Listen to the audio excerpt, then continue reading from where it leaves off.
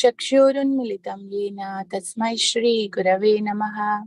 श्रीचैतन्यमनोभीष्टं स्थापितं येन भूतले स्वयं रूपा कदा मह्यं ददाति स्वपदान्तिकं।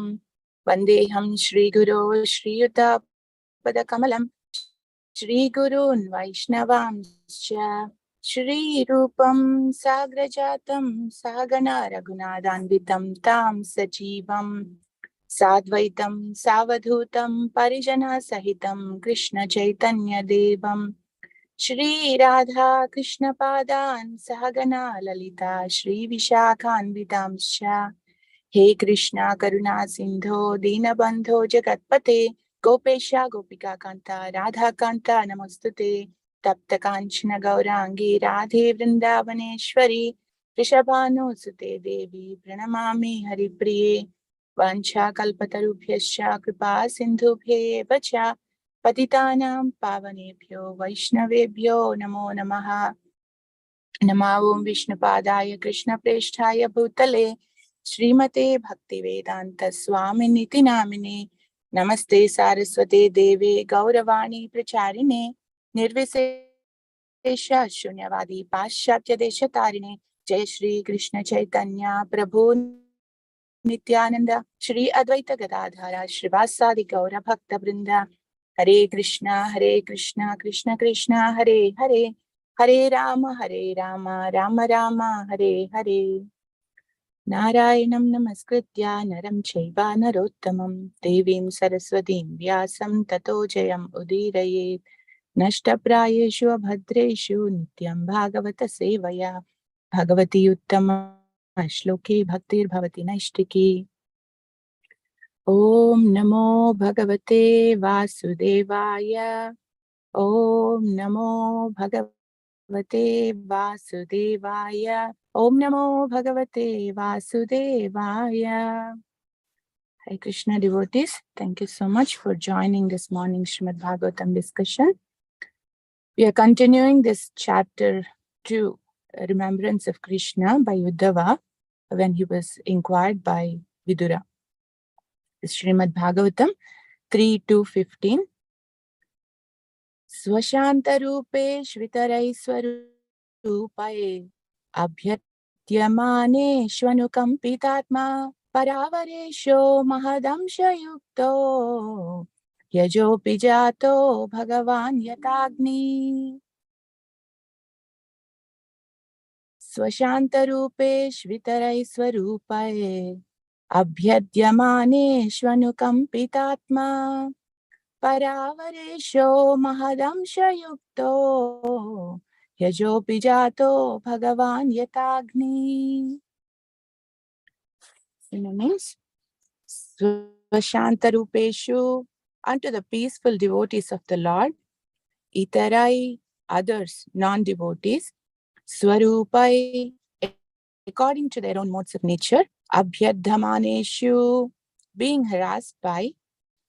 Anukampitātmā, the all-compassionate Lord. This is the word that really attracted me as I was just going through this verse. Anukampitātmā. If you remember, we hear this same word in Lord Brahma's prayers, 10:14:8. Tatte anukampam. Tatte anukampam susamikshamaano. This anukampa, the compassion of the Lord, it's probably its only hope for us devotees. Para avara, spiritual and material. Ishaha, controller. Mahadamsha yukta, accompanied by the plenary portion of Mahatattva. He, certainly. Ajaha, the unborn. Api, although. Jataha, is born. Bhagavan, the personality of Godhead. Yatha, as if. Agni, the fire. Translation and purport by His Divine Grace A.C. Bhaktivedanta Swami Srila Prabhupada Ki Jai. The personality of Godhead, the all-compassionate controller of both the spiritual and material creations, is unborn. But when there is friction between His peaceful devotees and persons who are in the material modes of nature, He takes birth just like fire, accompanied by the Mahatattva. So the catch from this translation is the personality of Godhead, who is actually the controller of both the spiritual and material creations, but he is all compassionate. So in one sense, if we see this, the controller of spiritual and material creations, it's kind of so far off. But if we see this all compassion, his mercy and his love for his devotees, and actually for everyone, whether we consider ourselves devotees or non-devotees, whether we recognize the Lord or not, he has the compassion because we're all his parts and parcels. Purport: the devotees of the Lord are by nature peaceful because they have no material hankering. A liberated soul has no hankering, and therefore he has no lamentation. One who wants to possess also laments when he loses his possession. Devotees have no hankerings for material possessions and no hankerings for spiritual salvation. This is very interesting. I remember this Bhagavad Gita, 6th chapter, 10th verse, purport. Prabhupada writes this. He quotes this from Nectar of Devotion, Anasaktasya Vishayan Yathartham Upayunjataha. And he says, when one is not attached to anything, but at the same time accepts everything in relation to Krishna, one is rightly situated above possessiveness. On the other hand, one who rejects everything without knowledge of its relationship to Krishna is not as complete in his renunciation. This is 6th chapter talking about the Dhyana Yoga and renunciation. But Prabhupada brings this aspect of devotees in Krishna consciousness, how they are above this possessiveness. A Krishna conscious person well knows that everything belongs to Krishna, and thus he is always free from feelings of personal possession. As such, he has no hankering for anything on his own personal account. He knows how to accept things in favor of Krishna consciousness and how to reject things unfavorable to Krishna consciousness.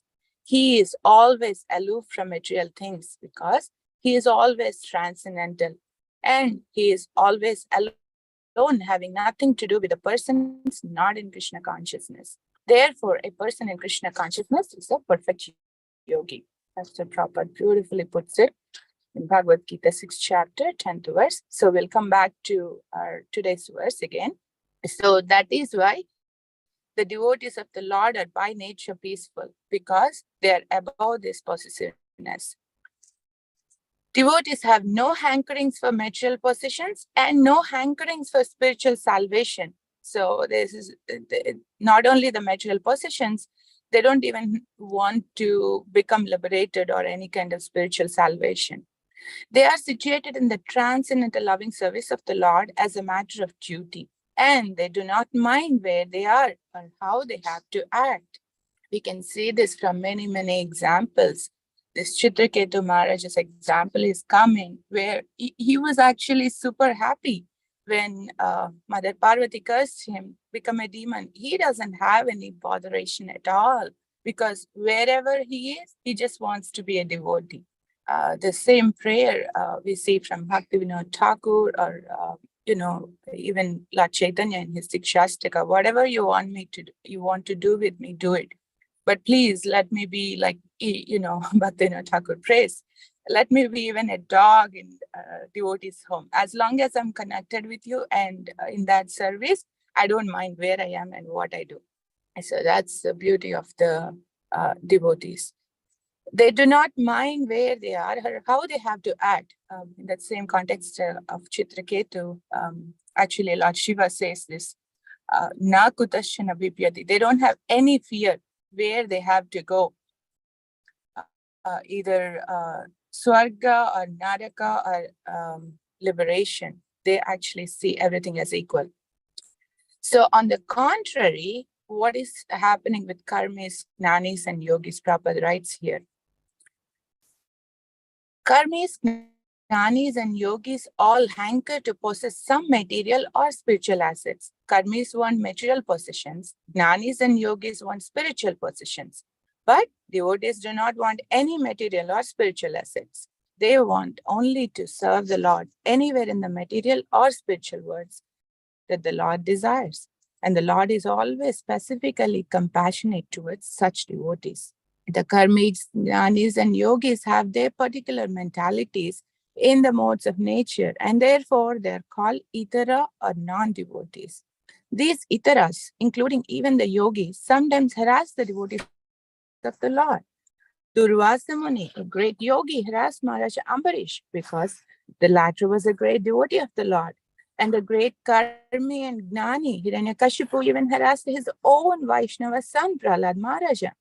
There are many instances of such compassion toward his, there are many instances of such harassment of the peaceful devotees of the Lord by the Itaras.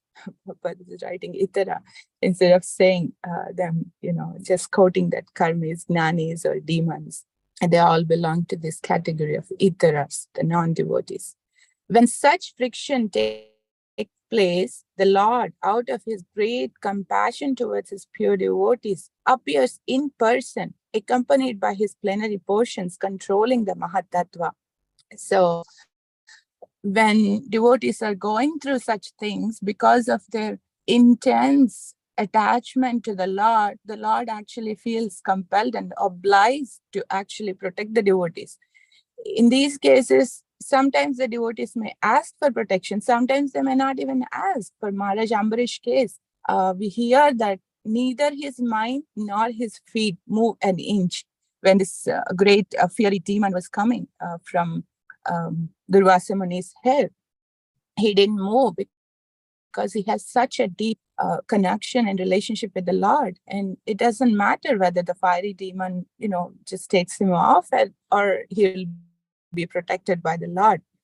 So for such kind of devotees, Krishna, Lord Vishnu, they feel obliged to come and protect them. So that is what this verse is actually talking about. Uddhava is remembering such compassion, and it's actually leading to that very beautiful and famous verse where he says in text 23, where can I find one who is more merciful than this, who has given like exalted motherly position to Putana, who came to kill him. So he's actually leading how compassionate the Lord is towards his devotees. And that's, of course, the pinnacle of it. Even to the non-devotee, demoness who came to kill him with poison.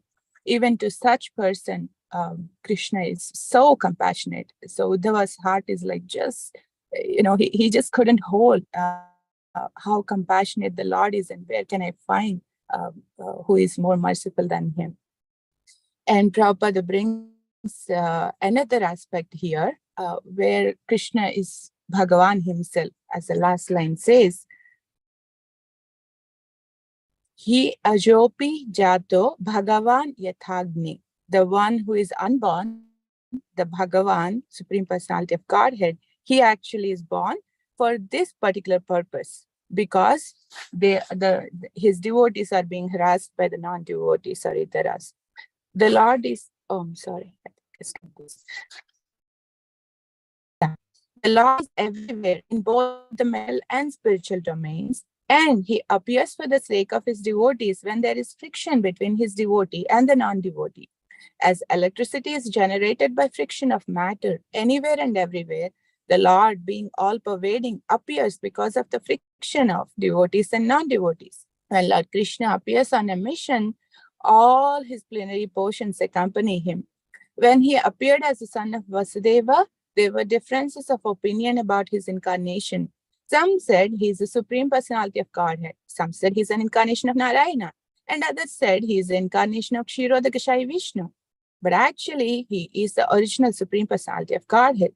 Krishnastu Bhagavan Swayam. This is from chapter 3, text 28 of first canto, where after discussing all the incarnations, Krishna is actually established as he is the avatari. He is the source of all those incarnations. He is Bhagavan Swayam.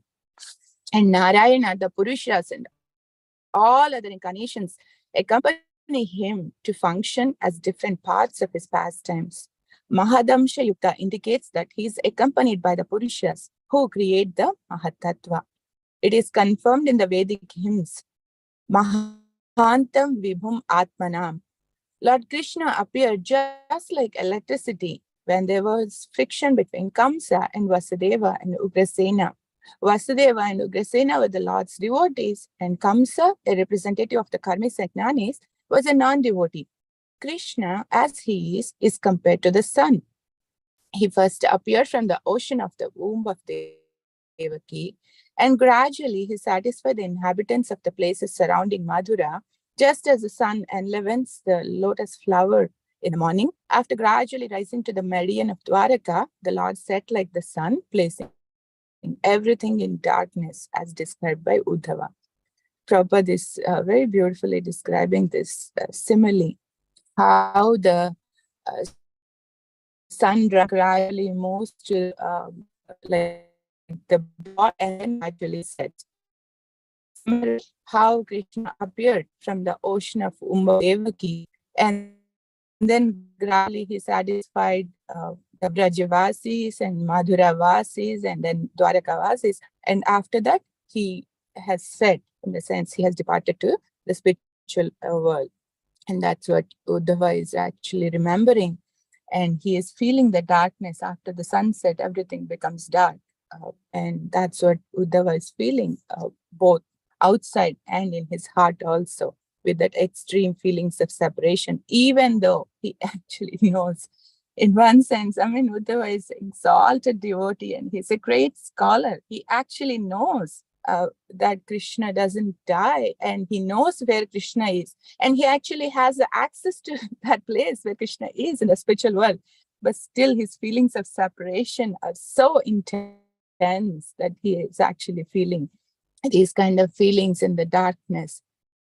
And this other thing Prabhupada is writing, and the verse actually is talking, Lord Krishna appeared just like electricity when there was friction between Kamsa and Vasudeva and Ugrasena. So whenever there is friction between two woods, actually the fire comes. And they say, like, even for the sacrificial fire, actually like this wood against some particular stone, or wood against wood, or rock against rock. Just with that friction, the lightning, actually the fire comes. In a similar way, Lord Krishna actually appears when there is this kind of friction. Even though the devotee doesn't, feel like fighting with the non-devotees or whatever, like Arjuna's case. He doesn't want to fight. But still, Krishna is there to protect the Dharma and then actually, protect his devotees. Even the devotees are ready to take whatever harassment coming. Krishna doesn't want to tolerate the harassment to his devotees. And the same thing, I mean, this is so apt for Lord Narasimhadeva's appearance. Just like a, flash, he appears there. And Prahlad Maharaj was not even praying, oh, please come protect me from this wicked father. He's not even praying. He was so joyful, and he was, just telling his father to open his eyes to see Lord Vishnu's presence everywhere and anywhere. And in that moment, actually, the Lord appears. This is again beautifully illustrating the verse. So we'll see the verse once again, and then I'll conclude. Swashantarupeshvitarai swarupar abhyadyamaneshu Anukampitātmā paravaresho mahadamsha yukto yajopi jato bhagavan yathagni. Anukampitātmā is the word that we would like to meditate for today. The personality of Godhead, the all-compassionate controller of both the spiritual and material creations, is unborn, but when there is friction between his peaceful devotees and persons who are in the material modes of nature, he takes birth just like fire accompanied by the Mahatattva. So we can take this, how compassionate the Lord is, not only to his peaceful devotees. We may say, oh, I'm not peaceful, I'm not such a great devotee. But even for these little devotees like us also, Krishna actually comes, and his compassion is unlimited, even for we devotees. And we can actually reflect how he's coming into our lives when there is friction, not only with the Itara devotees, but within our own mind. Last weekend, Yamuna and Prabhu is saying, our mind is the biggest non-devotee that we are associating with. And when there is that friction between ourselves and our mind, which is a itara. And still, the Lord comes and protects in the form of association, in the form of scriptures, in the form of some inspiration from within. So we can actually reflect how Krishna is coming and how Krishna is extending his anukampa, his compassion, his mercy, and his love towards all of us. And then going forward in our journey, taking that hope of his compassion, continued compassion of Lord and devotees. So with that, I will stop. Any thoughts, reflections, inspirations? Devotees, we have 3 more minutes. Thank you so much for joining this morning.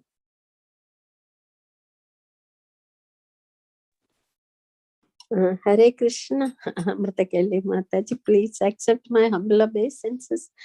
All glories to Guru Maharaj Srila Prabhupada. A very beautiful class, wonderful. Thank you. And I just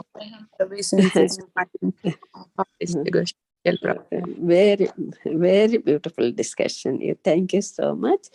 And I was just thinking we are the mind is the greatest itara that we are living with. We are living with, and then I just wanted to remember one more words for Anukampa. Of course, you know, can I please recite that one? Teshameva Anukamparthamaham ajnanajam tamah Nashyami Atma Bhavasto Jnana Deepena Bhasudha. How beautiful that is, you know.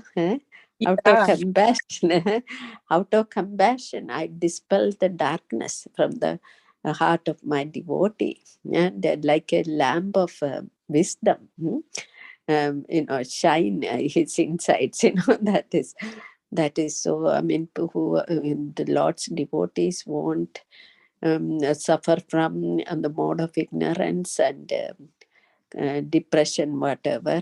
Krishna himself brings him up out of that situation. That's so wonderful. Thank you so much. Hare Krishna.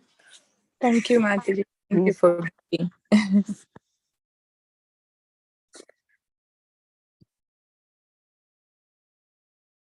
Yeah, it's actually amazing how, you know, Krishna reciprocates and how he's orchestrating in our lives. We may see, oh, I'm in such depression, I'm such a thing, whatever. I mean, my mind, and I go through these phases so often.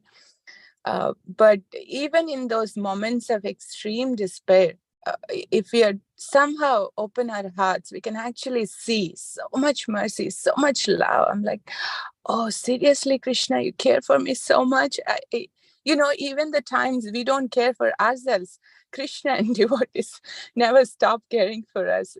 It's, I mean, literally, Uddhava's prayer, you know, that's coming in reality for all of us. If we can reflect and see, where can I find one who is more merciful than such a loving, such a compassionate Lord? Yeah, beautiful. So, thank you.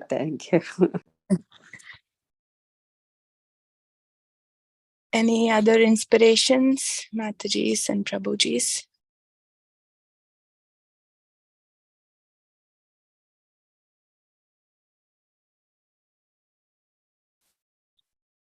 Okay, if nothing else, we will stop here. Thank you so much for joining, and you all have a very wonderful Krishna conscious day, the meditation of Lord's Anukampa. Vancha kalpatarubhyascha kripa sindhubhyeva cha patitanam pavanebhyo vaishnavebhyo namo namah. Grandhara Srimad Bhagavatam ki jai. Srila Prabhupada. Jai. Hare Krishna. Hare Krishna.